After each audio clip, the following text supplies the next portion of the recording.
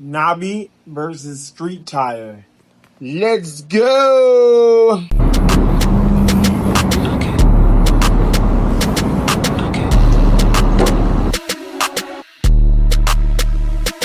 Knobby versus Street Tire.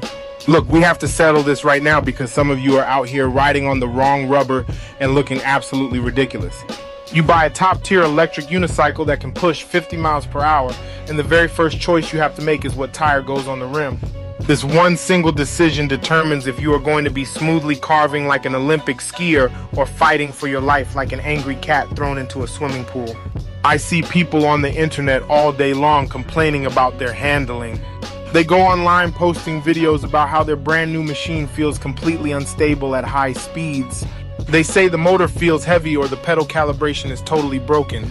But then you look at the screen and you see they are trying to ride a giant knobby trail tire on perfectly smooth city asphalt.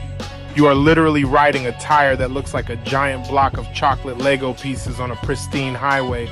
Every single one of those little rubber knobs is flexing and squishing every time you try to lean into a turn. It feels like you are riding on a mattress covered in roller skates. When you pick a knobby tire just because you want to look like an apocalypse survivor, you are throwing your pavement comfort completely out the window. The vibration at 30 miles per hour will literally make your eyeballs shake. You get off the wheel after a short 10-mile commute and your legs are vibrating so bad you look like a human washing machine on the spin cycle.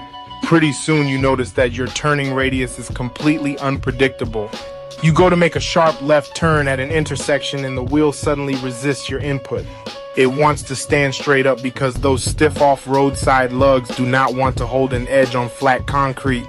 You think your motherboard is resisting you, but the truth is your tire is actively arguing with the ground. Then you have the opposite side of the spectrum where people take a slick street tire out onto a muddy technical trail. This is my absolute favorite piece of internet entertainment.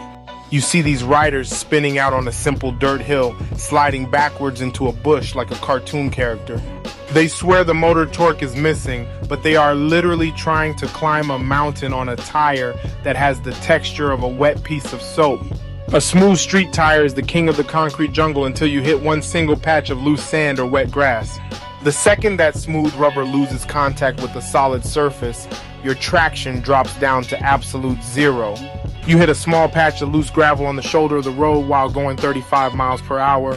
The tire immediately completely washes out from underneath you. There is no warning. There is no slow slide. The wheel just disappears into the sunset and you are left doing a magnificent belly flop directly into the dirt, sliding on your chest like a very confused penguin. All of that happened because you wanted to treat a high-performance street machine like a dirt bike or a dirt bike like a city commuter. You cannot have it both ways unless you want to spend your weekends covered in bandages and picking small rocks out of your elbows. We have to stop choosing tires based entirely on what looks cool in a garage photo. Think about where you actually ride 90% of your time. If you are an urban carver, stop buying tires that look like they belong on an army tank.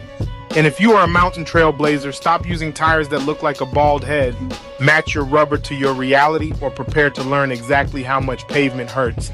Because some of you clearly missed the entire point and you are still out there trying to ride a knobby tire on an indoor basketball court like an absolute maniac. The tire choices I am seeing on the streets are genuinely keeping me awake at night. People are out here buying $3,000 high-performance wheels and treating the rubber selection like they are picking out a random pair of socks in the dark. Let us dive right into the absolute psychological trauma of a street carver who accidentally wanders onto a dirt path with a bald street slick.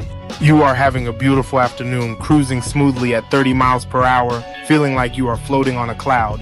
Then you hit a detour where the city decided to tear up the pavement and leave nothing but loose gravel and fresh mud. Suddenly your entire body locks up. You are shaking so violently your teeth are rattling inside your head. The wheel starts dancing underneath you like it is trying to perform a dynamic salsa routine that you never practiced. Every single time you try to lean even 1 millimeter to balance yourself, the smooth rubber just slides over the pebbles. You look like a newborn giraffe trying to walk across a frozen lake while wearing roller skates. I see people posting pictures of their completely bald street tires online after riding them through a muddy forest trail. They are actually asking the community if they think a little bit of hairspray or some extra tire prep fluid will give them more grip on the wet rocks. No, my friend. Hairspray is not going to save you from a 20-foot drop into a rocky ravine. Your tire is as smooth as a bowling ball, and you are trying to climb a vertical wall of wet clay. You are basically inviting gravity to come over and suplex you into the bushes. The best part is when the hardcore off-road guys try to justify using their massive knobby tires for a 100-mile highway tour. They show up to the group ride looking like they are ready to cross the Sahara Desert. They have got huge square rubber blocks sticking out of the rim that look like teeth on a chainsaw. Then we hit the open road and we start accelerating up to 45 miles per hour.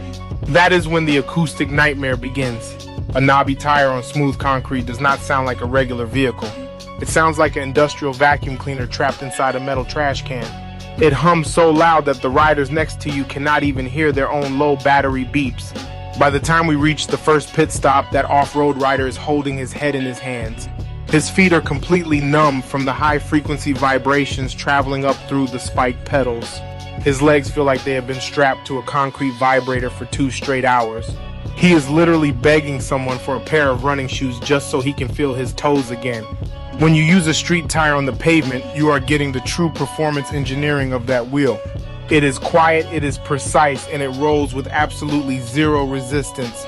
You can lean that machine so low to the ground that your battery hangers are scraping the asphalt and the tire will just stick to the lane like a magnet. It feels like you are carving through warm butter with a hot knife. But when you bring that street slick onto wet grass, the party is officially over. Wet grass is the ultimate kryptonite for a smooth tire. You do not even have to be going fast. You could be moving at 5 miles per hour just trying to turn around in your own front yard, and the wheel will instantly spin out and slide away from you like a wet bar of soap on a shower floor.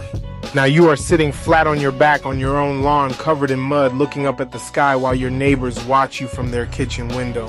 Your wheel is 10 feet away, upside down, spinning its motor at maximum speed until the safety cutoff kicks in. We have got to stop pretending that one tire can do everything perfectly. Stop trying to find a magic compromise that lets you climb a mountain peak at 9 in the morning and then drag your knees on a racetrack at 10. If you spend all your time commuting to work on the street, buy a street tire and enjoy the smooth ride. If you live in the dirt and the mud, buy a knobby and accept the noise. Stop making your unicycle suffer just because you cannot make up your mind. Thanks for watching.